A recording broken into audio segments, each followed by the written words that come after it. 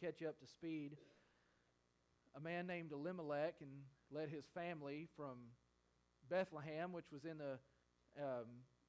in Canaan, which was the land that God had promised to his people. And so Elimelech, in a time of famine, verse 1 says, chapter 1, verse 1, he leads his family away from God's place and away from God's presence and away from God's people. And instead of, the Bible says that in Deuteronomy and other places, that instead of that Deuteronomy chapter 30, or Deuteronomy 28 through 30, that instead of, that the famine was sorry, I'm jumbling today. I drank too much coffee. But that the famine was a result of the people of Israel and their disobedience. This book was written during the time of the Judges when everyone did what was right in his own eyes. There was no fear of God in the land, but people just did whatever they wanted to do. And because of that, God had sent a famine. But instead of repenting and turning to God, Elimelech leads his family away from God's place, away from God's presence, and away from God's people to Moab. And Moab is a place that was inhabited by the Moabites, which we read in Genesis 19. These people descended out of incest between Lot and one of his daughters. And in Numbers 22 through 25 and other places, the relationship between Moab, the Moabites, and the Israelites was not a happy relationship. And so, but here they are, this family, they're in Moab, they have some food, and Elimelech leads his family there, and Elimelech dies. And after that, his sons Mahlon and Chilion, they take Moabite wives. Now the Moabites, they worship this god named Chemosh, which was a false god.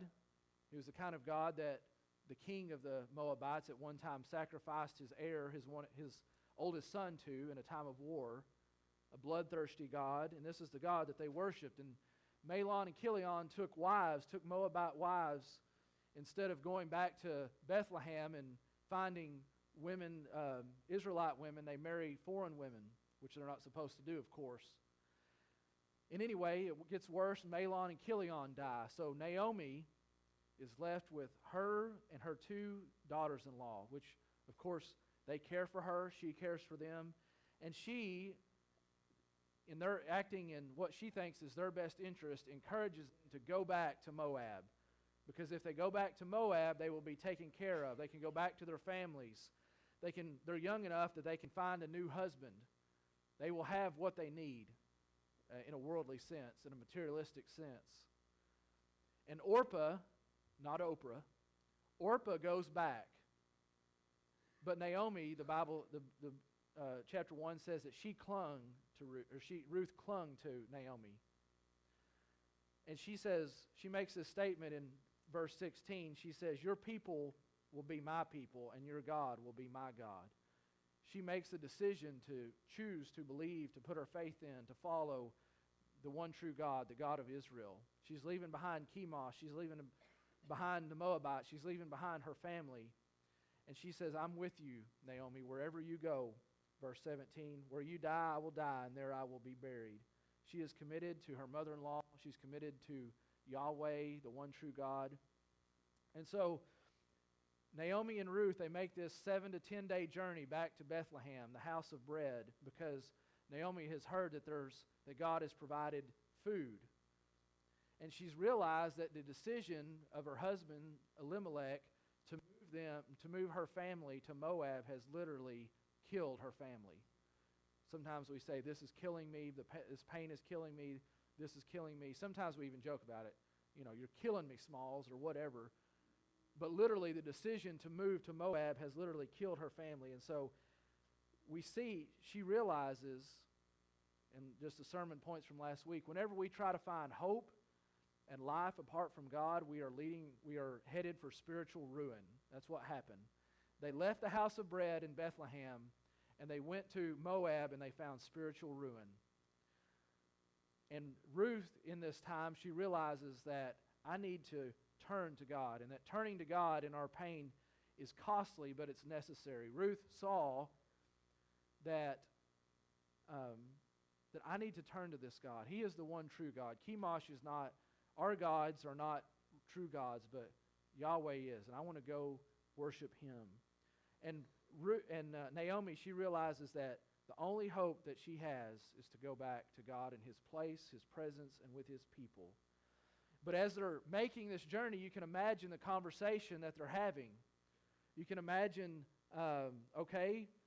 Naomi realizes, or Naomi and Ruth are like, we've got a week's journey ahead of us. We're on foot, probably. We're making this journey. You can imagine that they talked about several things.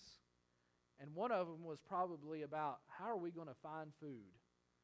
Yes, God has provided food, but how are we going to survive? We don't have any source of, in that time, to be without a husband was not a good thing. And not only to be without a husband, but she had 2 sons, and your sons were to provide for their mother in case their dad died, and she didn't have her 2 sons. She had no man to provide for her. She had no man to protect her. Remember, this is a time when everyone did what was right in her own eyes. Even just making the journey was potentially dangerous. But they're hoping in God that God in His providence will provide for them and will protect them. So let's look at verse 1 of chapter 2. It says, Now Naomi had a relative of her husband's, a worthy man of the clan of Elimelech, whose name was Boaz. So the narrator introduces Boaz. So sometimes whenever you're reading the Bible, you can see that chapter 2, verse 1, that is something that whoever wrote Ruth, we're not sure, it could have been Samuel or someone else, but whoever wrote Ruth inserts this comment. This would be like whenever we're watching a movie and the narrator says something, or maybe at the beginning of Star Wars. I don't watch a lot of Star Wars, but in the beginning there's this text that goes up and says, a long time ago in a galaxy far, far away. That's a narrator long comment that's telling you this is the context. And here the narrator says, there was a man whose name was Boaz. In other words, you need to look out for Boaz because Boaz is about to come on the scene. Excuse me. The narrator knows something that Naomi and Ruth don't yet. Look at verse 2. And Ruth the Moabite said to Naomi, Let me go to the field and glean among the ears of grain after him, in whose sight I shall find favor. And she said to her, Go, my daughter. So she set out and went and gleaned in the field after the reapers. And she happened to come to the part of the field belonging to Boaz, who was of the clan of Elimelech. So if you remember, there's the 12 tribes of Israel, right? All of Jacob's sons. There's the 12 tribes. And then you would have your family, and the clan is somewhere in between the tribe and the family. So larger than a family, smaller than a tribe. And Ruth, notice that verse 2 says, Ruth the Moabite. This is something that happens over and over again. Ruth the Moabite, Ruth the Moabite, Ruth the Moabite. There's this emphasis on that Ruth is a Moabite, in case you forgot. Ruth is a Moabite. And so Ruth tells Naomi that I'm going to go out into the field and I'm going to glean. I'm going to go find us some food. And so Ruth, after her husband's death in chapter 1, she trusts God, chapter 1, verse 16, and then she gets to work. So some people, they want to, whenever things don't go their way, they can say they trust God and they pray to God, but they don't ever do anything. Have you ever met people like this? Oh yes, I'm just trusting the Lord. Well, I'm glad you're trusting the Lord. What else are you doing? Nothing. I'm just gonna pray, and God's gonna put some groceries on my front step. Well, He may or He may not. But Ruth, she's trusting in God and His goodness, and but she also says, I'm going to go to work. And Naomi blesses her in that. She says, Go, my daughter, in verse 2. And then it says she went out and gleaned in the field after the reapers. And she happened to come to the part of the field belonging to Boaz. So gleaning what that is you're gathering grain that's left over from the harvest. So try to get this in your mind. There's the reapers. Those are the people that are, I should have brought me some tools up here.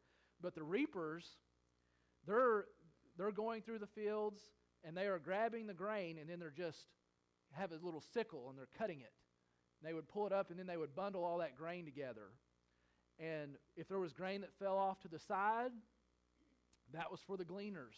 So the reapers are the workers, the gleaners are the poor. And Ruth is a gleaner. In ancient Israel, God's law provided for the poorest of the poor to eke out a meager existence by gleaning in the fields. It was hard work and there was little reward, and a lot of times the harvesters did not like the gleaners. But it was a way to stay alive. Go ahead and throw up that passage, Jerry. This is in Deuteronomy 24. When you reap your harvest in your field and forget a sheaf in the field, you may not go back to get it. It shall be for the sojourner, the fatherless, and the widow, that the Lord your God may bless you in all the work of your hands. When you beat your olive trees, you shall not go over them again. It shall be for the sojourner, the fatherless, and the widow. When you gather the grapes of your vineyard, you shall not strip it afterward. It shall be for the sojourner, the fatherless, and the widow. You shall remember that you were a slave in the land of Egypt. Therefore I command you to do this. So we see God's care for the poor, his heart for the widow and the poor. And he gives them a way to earn, to not go hungry, to not starve to death. And so in other words, in Deuteronomy 24, Leviticus 19, God says that the edges of the field are for the poor. The edges, and then the gleaners that can come by after the reapers. And so it was a way for them to stay alive. See, God didn't just, in a sense, it was a welfare system, but it was a welfare system that gave dignity, because people had to earn what they got. They weren't just given a handout. Sometimes, or a lot of times, when we just give people handouts, they don't appreciate it, and it doesn't give them any dignity because they didn't do anything. But God has a system. And Ruth, she met the system requirements on two accounts. She was a sojourner, and she had a widow. Or she was a widow. And in a sense, she was fatherless because her father was in Moab. So you could even say three accounts. This is who the system is set up for, is Ruth and Naomi. She's not looking for a handout, but Ruth is instead willing to work hard. And we know that God is ultimately our provider, but at the same time, that does not excuse us from working hard. I said in our Sunday school class that I have never met anybody that was willing to work hard that God didn't provide for. I've never met that person. Proverbs 10:4 says, "A slack hand brings poverty, but the hand of the diligent makes rich." But notice what Ruth also does. She said she trusts that God will help her find favor with a man. Verse 2. She says, "Let me go to the field and glean among the ears of grain after him, in whose sight I shall find favor." In other words, she's trusting God that if she will go out and work hard, that she will find favor with someone. Now, that doesn't mean that she's going to find that person that's going to marry her and take care of her, even though that ends up what happens. But she just trusts that if she will go out and she will work hard and she will be a good gleaner, that she will be able to, that somebody will welcome her into his field. And in this time, we tend to think of fields as, this man has a field, this man has a field, this man has a field, and there's fences. But back then, outside of Bethlehem, it was just a big field. Just a big field, and the way they separated the fields, was just by rocks. So you could be going into one field, and then once you pass that rock, then you were in someone else's field. And verse 3 says that she just happened to end up in Boaz's field. She just happened to. In other words, she didn't just happen. That was God's hand. That was God's providence. But this is Ruth's attitude as she gets to work. When times get hard, this should be our attitude. We can acknowledge that life is hard sometimes. It's okay to say life is hard. But she also says, God is good. And he will never leave me nor forsake me, and I will trust in him. But notice, she also, what she do, she gets to work. In your despair, I want you to this is the first point. In your despair, trust God for provision. I don't even think I mentioned the sermon title, but God's care for you and God's care in your despair. But in your despair, trust God for provision. That's what Ruth and Naomi did. Naomi said, there's grain in Israel. There's a harvest. God's provided food. They go back. They make that step of faith, and then Ruth says, I'm going to go to work. I'm going to go to work. I'm going to provide for me and Naomi. But notice verse 4, what happens? So she's in Boaz's field, verse 4. And behold, Boaz came from Bethlehem, and he said to the reapers, that's his workers, the Lord be with you. And they answered, the Lord bless you. Then Boaz said to his young man who was in charge of the reapers, whose young woman is this? And the servant who was in charge of the reapers answered, she is the young Moabite woman, in case you forgot, who came back with Naomi from the country of Moab. She said, please let me glean and gather among the sheaves after the reapers. So she came, and she has continued from early morning until now, except for a short rest. Again, this is hard work in the hot sun. It's hot in Arkansas, it's hot in El Dorado, and it's hot in the Middle East where they were. And they're harvesting grain. But notice what Boaz does. He arrives from the field, or to the field, and he blesses the reapers. He says, the Lord be with you. Wouldn't it be nice if tomorrow at the place of your employment you went and the boss said, the Lord be with you this morning? That would be good. The Lord be with you. Boaz is a man that loves God. In a time when everyone else did what was right in their own eyes, Boaz is a blessing to his workers. He's not a man that's full of himself. He is the owner of this part of the field, and he cares for his workers. Boaz could have came in like some bosses do and just came in, looked over how everything was going, seen how the harvest was going, said, all right, I'll see you later. But he said, Lord bless you this morning. And he notices, not only does he notice his workers, but he notices the gleaners. He says, he notices Ruth. He realizes, hey, she's not normally here. See, he has a pulse on his business. He's not just worried about dollars, but he's worried about, he has a concern for people that work at his business. And he notices Ruth. She's not even a reaper. She's just a gleaner. Verse 5, he says, whose young woman is this? In other words, who does she belong to, or who is she? You know, is she married? Does she normally glean in someone else's field? He just is asking questions. And Boaz's field manager, or his manager, foreman, whatever you want to call him, he says that she is the Moabite woman that came back from Moab with Naomi.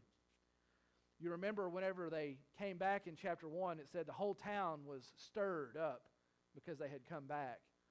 And so we can see that as gossip as news happens in a small town, the news had come to Boaz. And so he says, oh, this is Ruth. This is who I heard about. This is that Moabite woman, right? Because Ruth the Moabite. I've heard about this Moabite woman. And notice what he does in verse 8. Verses 8 through 13, he shows great generosity.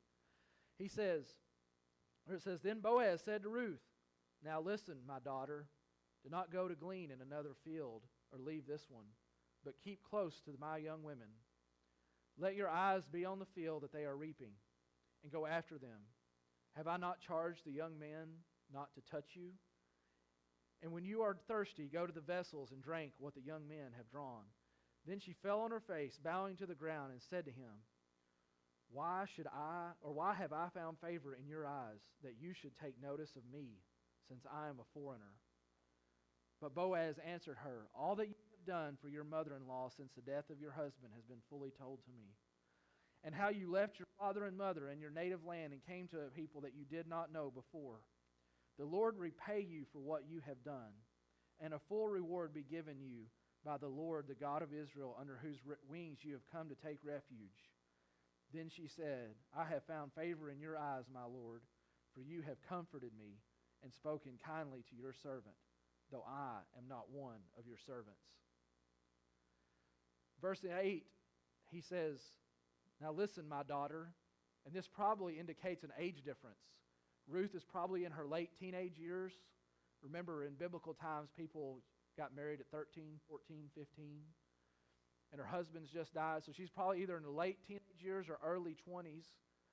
And I'm guessing that Boaz is probably in his mid to late 30s, perhaps early 40s. There's an age difference. And he says, my daughter. Notice that the narrator says Ruth the Moabite. His manager says she's the young Moabite woman from Moab. And how does he call it? What does he say? My daughter. He speaks with the heart of God. This is a man that loves God. And he realizes that God is a father to the fatherless. And I'm going to treat this young lady with respect. I want to say, men, we, like Boaz, have been called to protect women. Notice what he says in verse 9. He says, have I not charged the young men not to touch you? Remember, everyone did what was right in his own eyes. So you can imagine as these gleaners, which are mostly women, are following the reapers. Remember, this is the source of income. And you can imagine them breaking those laws. And if the gleaners got too close, hey, get back, woman. Get back. You don't belong here, you Moabite. That might have been the attitude of many reapers. And men are harsh, especially men that are doing what's right in their own eyes. But Boaz said in verse 9, he said, you touch her, and it'll be the last thing your hands do touch. That's what he says. He goes further in verse 10, and he tells Ruth that she can drink from the water that his men have drawn. Now, in this culture, who typically drew the water? The foreigners usually drew the water for the Israelites.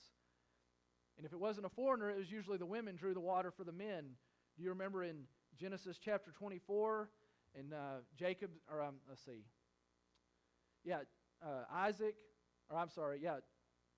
Abraham, too many names, Abraham, Isaac, and Jacob. Abraham sends his servant out. Abraham's dying. He sends out his servant. He says, I want you to go find me a wife for Rebekah, or for Isaac. And the servant goes out, and what does he say? Lord, whoever comes out to draw the water and offers to feed the camels, that's who I'm going to, I pray that would be the wife that you've given for Isaac. And sure enough, who comes out? Rebekah. And she draws the water. That was the culture. But yet, Boaz, he says, my men are going to draw the water, and by the way, you go ahead and take some of it. This would have helped her because otherwise she would have had to go get her own water. That would have set her back. She's not even getting a lot of food to start with. You can imagine the extra time to go draw the water, then drink the water.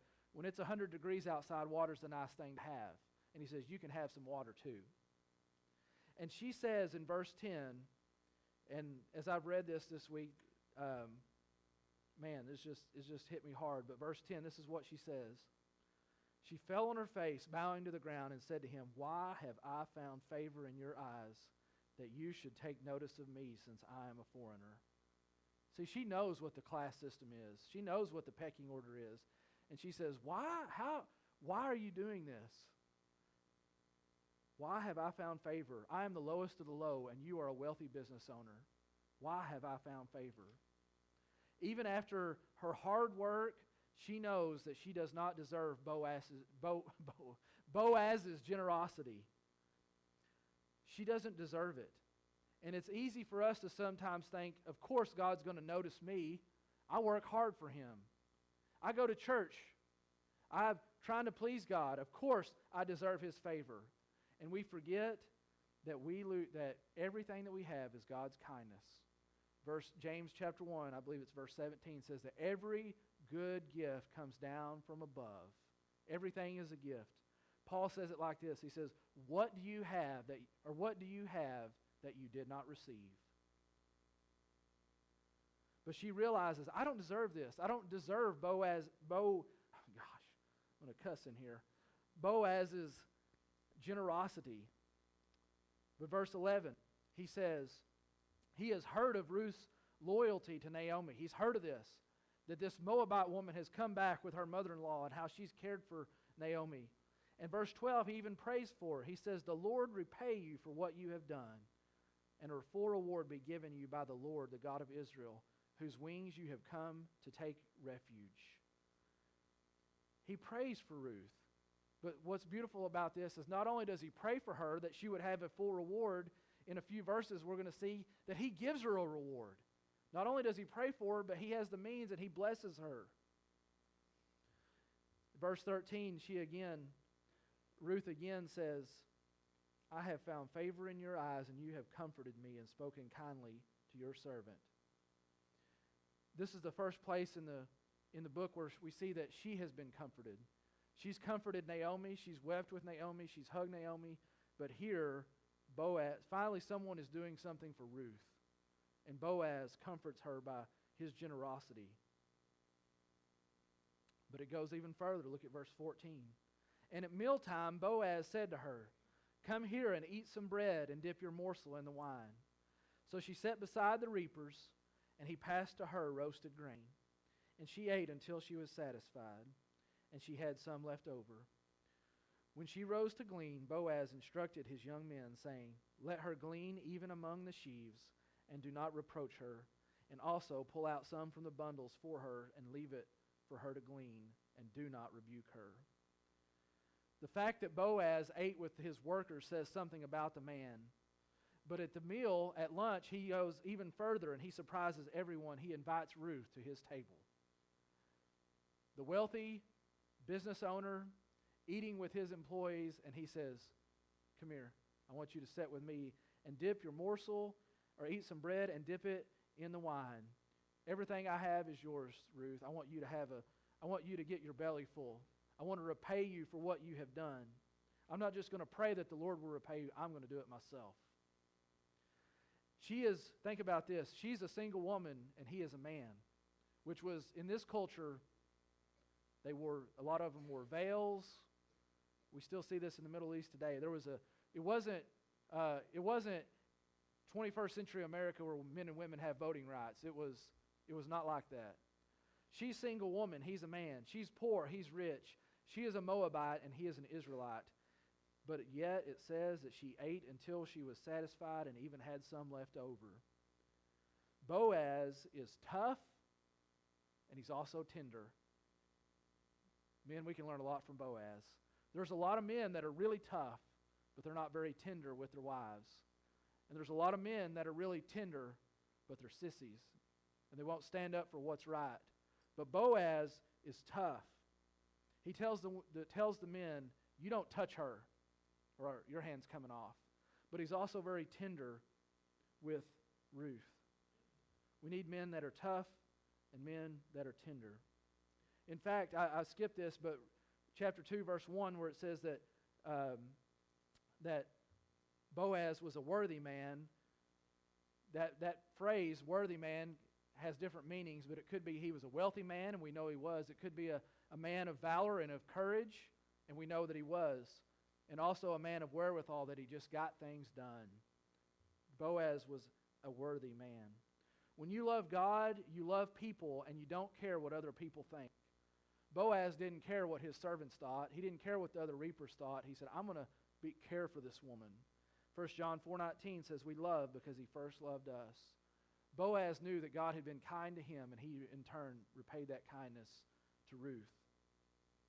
As Christians, we should reflect the character of Boaz. Boaz was generous. He shared with those in need and had compassion on the poor. In our culture, we think of two kinds of people, the poor and the rich. But the Bible, there's four kinds of people. There's rich people who are generous. There's rich people who are selfish. There's poor people that are generous and poor people that are selfish. You will either, in this life, you will either love money and use people, or you will love people and use money. And Boaz is a man that is rich, but he's also generous. The Bible doesn't say that money is the root of all evil, but the love of money. Boaz had money, but he didn't love it. He loved people. He cared for people, and he used money. Boaz was welcoming. We're to help those that are outsiders to feel at home in our families and in our churches. Boaz was evangelistic. He shared about verse 12, he talks about the God of Israel, and he says, he welcomes her. We want to welcome people into the faith. We want to share them about the only hope that is in this world, which is Jesus. And Boaz tells his men to verses 15 and 16, to not just let her glean, but hey, even let her have take some out of the bundles. You can imagine. So she goes from getting the scraps, and now all of a sudden, he says, just take some out of the bundles and give it to her. As you're cutting it, you can bundle it, then grab a handful and just throw it out there for her. Boaz is generous, generous, generous. Gleaners, but I'm sorry, I've messed my notes up here. But Boaz tells his men to let Ruth get as much as she wants and to not rebuke her. But look at verse 17. It says, so she gleaned in the field until evening. Then she beat out what she had gleaned, and it was about an ephah of barley. See, gleaners, they usually just took enough home to live on, but he gives her an ephah, which is about 30 to 50 pounds of food. In other words, he gave her as much as she could possibly carry. As much as Ruth could carry home, that's what Boaz gave her. So she takes this home, in verse 18, and she took it up and went into the city. Her mother-in-law saw what she had gleaned, and she also brought out and gave her, and Ruth also brought out and gave her what food she had left over after being satisfied. When you go to a restaurant and you get too much to eat, you bring some home. That's what she had, some left over from lunch. So she brings home her leftovers. She brings home all this grain, and Naomi responds and says, "Where did you glean today? Where have you been?" Because she knows that a gleaner doesn't make much. And all of a sudden, she's got a barrel or a 5-gallon bucket of food, got tons of food, and she's got leftovers from lunch. Where have you been? And she says, "Blessed be the man who took notice of you." So she told her mother-in-law with whom she had worked and said, "The man's name with whom I work today is Boaz." So she drops this bomb on her. She says, because Naomi knows who Boaz is, that he's a distant cousin of Elimelech. And she says, the man's name is Boaz. And can you imagine Naomi's feelings right now? Here's a woman who's lost her husband. She's lost her sons. She's lost everything she has. She comes back and she's saying, "Lord, you've got to help us." And she sends her poor daughter-in-law off to work, and her daughter-in-law comes back with a bunch of food. And it gets better and says, "Oh, it was Boaz's field that I just happened to come up into." And you can just imagine. The first day you go out into the harvest and you end up in Boaz's field. Verse 20, she says, "May he be blessed by the Lord, whose kindness has not forsaken the living or the dead." Naomi also said to her, the man is a close relative of ours and one of our redeemers. Naomi is elated, and she says that his kindness is even extended to the dead. In other words, we'll talk about the Redeemer next week, but Boaz, what a Redeemer would do is to care for, if someone died, a Redeemer, a kinsman Redeemer, a family member would take up and care for the family. And what she's saying is that he has honored even Elimelech by the way he has treated you today and treated me by providing food. In Ruth, verse 21, and Ruth the Moabite, in case you haven't forgot, Ruth the Moabite said, "Besides, he said to me, 'You shall keep close by my young men until they have finished all my harvest.' And Naomi said to Ruth, her daughter-in-law, 'It is good, my daughter, that you go out with his young women, lest in another field you would be assaulted.' So she kept close to the young women of Boaz, gleaning until the end of the barley and wheat harvest, and she lived with her mother-in-law." So Ruth tells Naomi about Boaz's provision and his protection, and that Boaz said, "You need to stay in my field with my gleaners, the women that are gleaning here, because you'll be protected." And Naomi says, "That's right. If you go into another field, you may get assaulted." This is what kind of culture that they lived in right now. When everyone does right in his own eyes, that the men were just assaulting women. And this was the culture that they lived in. And yet, Boaz is a man that can be trusted. And through Boaz, they have protection. So in your despair, trust God for provision. In your despair, trust God for protection. Ladies, I didn't mention this, but I missed it on my notes probably. But in our culture, we've since the feminist movement in the 60s and things, we've forgotten what the feminist movement has done. Is it empowered women, but it has devalued what men bring to the table, what men are supposed to do. And it says what a man does isn't really that valuable. And I want you to see, ladies, this morning, it's okay to have a man's help. It really is. Maybe you're a widow. Maybe you're not able to do some things around your house. It's okay to ask for help. It really is. There are some things that women can do that men can't do, and there's some things that men can do that women can't do. And that's why we complement one another. That's why we need each other. That's why we need the church. Ladies, be willing to receive a blessing. Ruth, she showed us how you should handle a blessing. When someone's generous to you, what did Ruth do? Why did I find favor? Ruth wasn't entitled, but she said, wow, thank you for blessing me. But Naomi and Ruth, think about this. They came back to Bethlehem empty. When Ruth left for the morning, she was empty. When Ruth came to Boaz's table, she was empty. But when she went away from the table, she was full.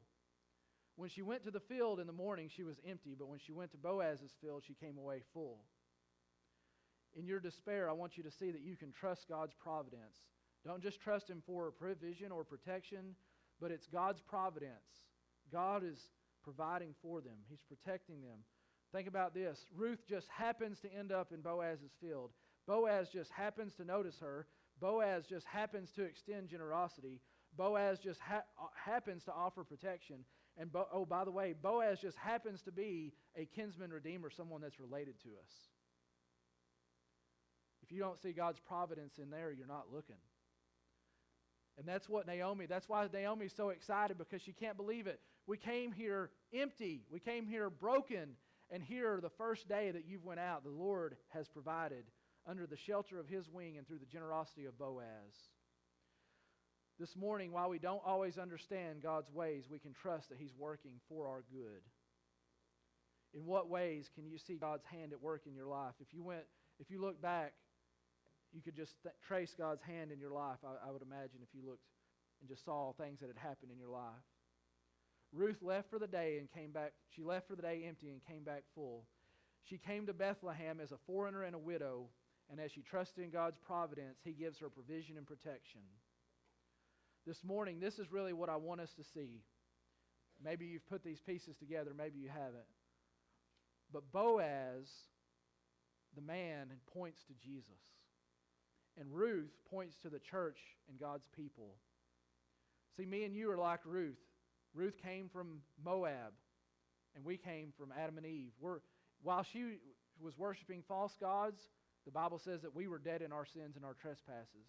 We come from Adam and Eve. We are spiritually sick. Ruth came empty-handed. She didn't have anything to give. And we come empty-handed before God. There's nothing we can do to earn our salvation. All that we have is what Ruth goes to Boaz's field and gleans from the field, and all that we have is gleaned from God's field of goodness and God's field of grace. And Jesus comes to the earth, and He comes to His field, just like Boaz came to his field. Jesus comes to planet earth, which is His field. He owns it all. He pronounces a blessing over His people. He approaches those of us who are not His people. He speaks love and grace. And He blesses us through His generosity, through dying for our sins in our place. And the whole Bible is that Jesus is a glorious Boaz, and we are needy Moabites like Ruth. And if you're not a Christian this morning, you're separated from God, you're away from God's place, His presence, and His people, and you're without hope. In our story, what did Ruth do? She threw herself at the feet of Boaz, essentially. Thankful for his generosity, it said she bowed down. This morning, if you're not a Christian, you need to throw yourself at the feet of Jesus, trust in His finished work on the cross, turn from your sin, put your faith in Him. And if you do that, you'll be blessed and you'll be brought near by His blood. Ruth and Naomi came to Bethlehem in ruin, and now they are rejoicing because of the Lord's kindness. This morning, this is what I want you to remember. In your despair, look to God for provision, look to God for protection, and trust in His providence. Let's go ahead and stand.